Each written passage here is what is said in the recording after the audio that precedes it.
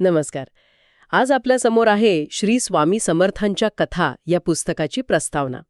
आता सहसा आपण प्रस्तावना वाचताना ती जरा पटापट वाचून पुढे जातो, पण आज आपण फक्त प्रस्तावनेवरच थांबणार आहोत, कारण यातच या संपूर्ण पुस्तकाचं सार दडलेलं आहे असं दिसतंय.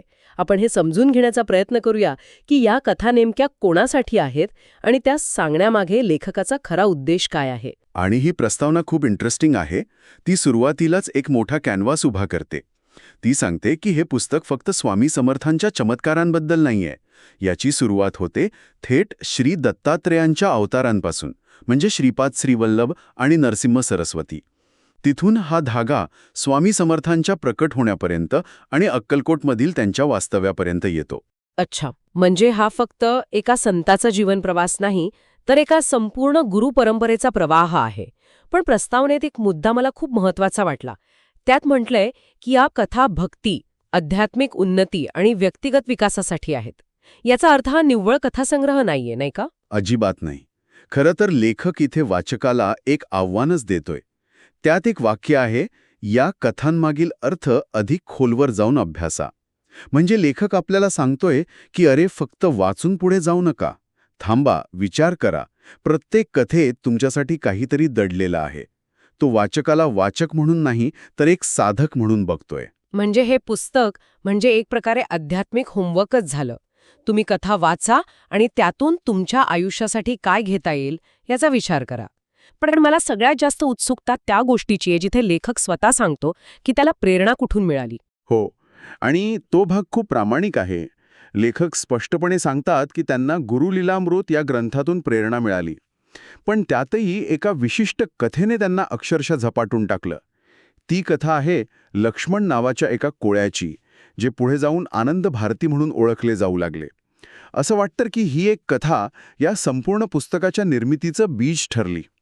चला तर मग त्या कथेमध्येच शिरूया. कल्पना करा, लक्ष्मण नावाचा एक सामान्य मच्छीमार आहे. रोजचं आपलं पोट भरण्यासाठी समुद्रात जाळं टाकणं हेच त्याचं आयुष्य. एका दिवशी तो नेहमीप्रमाणे आपली होडी घेऊन खोल समुद्रात जातो आणि अचानक हवा बदलते. साधनसुद्धा वादळ नाही, असं वादळ की समुद्राच्या लाटात डोंगराएवढ्या उसळू लागतात. त्याची छोटीशी नाव एखाद्या खेळण्यासारखी हेलकावे खाऊ लागते. काही क्षणातच ती जवळजवळ उभी होते आणि बुडणार हे निश्चित होतं. अशावेळी माणूस काय करतो? जेव्हा सगळे मानवी प्रयत्न संपतात तेव्हा तो हात जोडतो. बरोबर. आणि लक्ष्मण तेच करतो. त्या मृत्यूच्या दारात उभं असताना त्याला आठवतात अक्कलकोटचे श्री स्वामी समर्थ, आणि तो मनापासून प्रार्थना करतो, एक नवस बोलतो.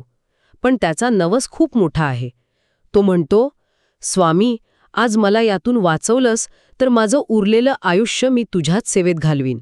पुन्हा कधी समुद्राकडे फिरकणार नाही. हा एक सौदा नव्हता, तर ती एक संपूर्ण शरणागती होती. आणि इथेच कथेत एक विलक्षण वळण येतं. कारण जो चमत्कार घडतो तो फक्त समुद्रात लक्ष्मणसोबत घडत नाही. तो एकाच वेळी दोन ठिकाणी घडतो. एक समुद्राच्या मध्यभागी आणि दुसरा शेकडो किलोमीटर दूर अक्कलकोटच्या एका वाड्यात. थांबा, हे फारच रंजक आहे. म्हणजे ज्या क्षणी लक्ष्मण समुद्रात मृत्यूशी झुंज देतोय, त्याच क्षणी अक्कलकोटमध्ये काय घडतंय? तिथे तर स्वामी आपल्या भक्तांसोबत शांतपणे बसलेले आहेत. हो, तिथे सगळं शांत आहे, भक्त बसले आहेत, स्वामी बसले आहेत.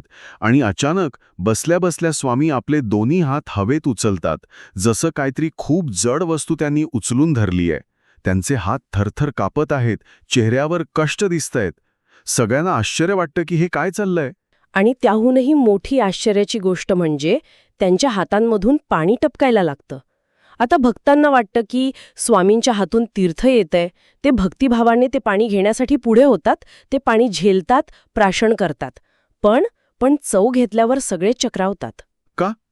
कारण ते पाणी गोड नसतं, ते असतं खारट. समुद्राच्या पाण्यासारखं तुरट खारट पाणी. कोणालाच काही कळेना की स्वामींच्या हातातून समुद्राचं पाणी कसं काय येऊ शकतं. हा काय प्रकार आहे? आणि इकडे समुद्रात लक्ष्मण डोळे मिटून प्रार्थना करत असतो आणि त्याला अचानक जाणवतं की त्याची होडी स्थिर झालीये. जणू काही दोन प्रचंड हातांनी ती उचलून लाटांवरून अलगद खाली ठेवलीये. वादळ शांत होतं आणि त्याची नाव किनाऱ्याच्या दिशेने सुखरूप पोचते. आता या दोन घटनांना जोडून बघा. अक्कलकोटमधल्या भक्तांसाठी ते खारट पाणी एक न उलटणारं कोडं आहे. आणि समुद्रातल्या लक्ष्मणसाठी त्याचा जीव वाचणं हा एक वैयक्तिक अनुभव आहे. जोपर्यंत हे दोघे एकत्र येत नाहीत तोपर्यंत त्या चमत्काराचं चित्र पूर्ण होत नाही. आणि मग लक्ष्मण किनाऱ्यावर पोहोचल्या पोहोचल्या धावत सुटतो. तो थेट अक्कलकोट गाठतो, स्वामींच्या पायावर डोकं ठेवतो आणि रडत रडत घडलेला सगळा प्रसंग सांगतो. तो सांगतो की कसं वादळ आलं आणि कसं स्वामींनीच मला वाचवलं. आणि ज्या क्षणी तो हे सांगतो त्या क्षणी अक्कलकोटमधल्या भक्तांच्या डोक्यात लख्ख प्रकाश पडतो. त्यांना त्या खारट पाण्याचा अर्थ लागतो. त्यांना कळतं की स्वामींनी जे हात उचलले होते ते दुसरं तिसरं काही नसून लक्ष्मणची बुडणारी नावच उचलली होती. आणि त्या नावेला लागलेलं समुद्राचं पाणी त्यांच्या हातातून टपकत होतं. अविश्वसनीय. म्हणजे इथे श्रद्धा आणि पुरावा यांची एक वेगळीच सांगड घातली आहे. भक्तांची श्रद्धा तर होतीच, पण त्या खारट पाण्याने त्यांना एक भौतिक पुरावा दिला. जसं काही एखाद्या ऑनलाईन झालेल्या मीटिंगची सही प्रत्यक्ष कागदावर मिळावी. एक डिजिटल अनुभव आणि एक फिजिकल पुरावा. तुम्ही खूप छान उदाहरण दिलं. अनेकदा आपल्याला वाटतं की श्रद्धा ही पुराव्याच्या पलीकडची गोष्ट आहे. पण या कथा दाखवतात की कधीकधी परमेश्वर किंवा गुरुशक्ती आपल्या मानवी बुद्धीला पटेल असे छोटे पुरावे देते, जेणेकरून आपला विश्वास अधिक घट्ट व्हावा. त्या खारट पाण्याने लक्ष्मणच्या अनुभवाला एक सार्वत्रिक पुष्टी दिली. आणि मग लक्ष्मणचं काय होतं? तो आपलं वचन पाळतो का?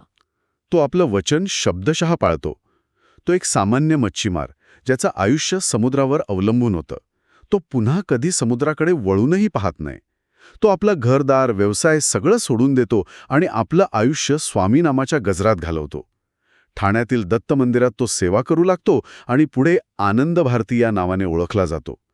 एका क्षणाने त्याचं संपूर्ण आयुष्य बदलून टाकलं. खरं सांगायचं तर ही कथा ऐकताना माझ्या अंगावर काटा आला. एका घटनेमुळे आयुष्याचा उद्देशच बदलून जाणं. पण ह्या प्रस्तावनेत फक्त ही एकच कथा नाहीये. लेखक पुढे गुरुपरंपरेबद्दल आणि परिशिष्टांबद्दलही बोलतो.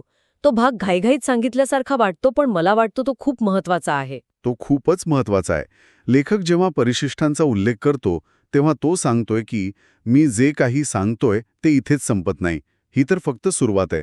तुम्हाला अधिक जाणून घ्यायचं असेल तर ही परिशिष्ट बघा, मूळ ग्रंथ वाचा. म्हणजे तो ज्ञानाचे दरवाजे बंद करत नाही, उलट ते अधिक उघडतो. तो वाचकाला संशोधक बनवतो. आणि शेवटी जे आभार मानले आहेत त्यातही एक मोठा अर्थ दडलेला आहे, नाही का? वडोदऱ्याचे मिहीर भगत आणि ठाण्यातील मठ यांचा उल्लेख आहे. अगदी बरोबर. हे आभार प्रदर्शन केवळ एक औपचारिक गोष्ट नाही. यातून लेखक हे सूचित करतोय की ही परंपरा केवळ जुन्या ग्रंथांपुरती किंवा लक्ष्मणच्या कथेपुरती मर्यादित नाही. ती आजही जिवंत आहे. ठाण्यात, वडोदऱ्यात तिची केंद्र आहेत, तिचे अनुयायी आहेत. एक सक्रिय समुदाय आहे जो ही परंपरा पुढे घेऊन जातोय. हे या परंपरेला वर्तमान काळाशी जोडतं. लक्ष्मण ज्या ठाण्याच्या मठात सेवेकरी झाला ती परंपरा आजही वाहतीये, हेही यातून सिद्ध होतं. म्हणजे या पुस्तकाची रचनाच अशी आहे की ते आपल्याला भूतकाळातल्या कथा सांगतं, पण त्याचवेळी त्या कथा वर्तमानात कशा जिवंत आहेत याचं भानही देतं. हे खूपच सुंदर आहे. हो, आणि या सगळ्याचा मूळ उद्देश काय? तर या कथा केवळ ऐकून सोडून देण्यासाठी नाहीत. त्या आपल्या आयुष्यात काहीतरी बदल घडवण्यासाठी आहेत. लक्ष्मणच्या बाबतीत जे घडलं ते चमत्काराचं एक टोक होतं. पण लेखक म्हणतोय की या कथांमधून प्रेरणा घेऊन आपल्या आयुष्यातही छोटे छोटे सकारात्मक बदल घडू शकतात. मग तो वैयक्तिक विकास असेल किंवा आध्यात्मिक उन्नती, ही सुद्धा आयुष्याचं सोनं करू शकते. यातील मूळ कल्पना हीच आहे की ह्या कथा ऐतिहासिक असूनही कालातीत आहेत. त्या जिवंत आहेत आणि त्यातील अलौकिक घटना आणि त्याला जोडलेला भौतिक पुरावा, जसं की ते खारट पाणी, हे असे दुवे आहेत जे भक्ती वाङ्मयात नेहमीच वापरले जातात. ते आपलं तर्कनिष्ठ मन आणि आपली भावनिक श्रद्धा या दोन्हींना एकाच वेळी स्पर्श करतात. जाता जाता एक विचार मनात येतोय. प्रस्तावनेत म्हटलं आहे की या कथांमध्ये खोल आध्यात्मिक अर्थ दडलेला आहे. आपण लक्ष्मणच्या कथेबद्दल बोललो. वरवर पाहता ही एका चमत्काराची आणि शरणागतीची कथा आहे. पण ह्याच्याही खाली काही स्तर असू शकतील का? नक्कीच. आपण असा विचार करू शकतो की तो समुद्र म्हणजे आपला भवसागर, आपलं आयुष्य. त्यात येणारी वादळं म्हणजे आपल्या आयुष्यातली संकटं. आणि ती नाव म्हणजे आपलं शरीर किंवा आपलं जीवन. जेव्हा आपण आपल्या प्रयत्नांनी या संकटातून बाहेर पडू शकत नाही तेव्हा आपण गुरुशक्तीला शरण जातो. आणि जेव्हा आपण पूर्णपणे शरण जातो तेव्हाच ती शक्ती आपलं आयुष्य उचलून धरते आणि किनाऱ्याला लावते. वाव! म्हणजे ही कथा फक्त लक्ष्मणची नाही, ती आपल्या प्रत्येकाची कथा होऊ शकते.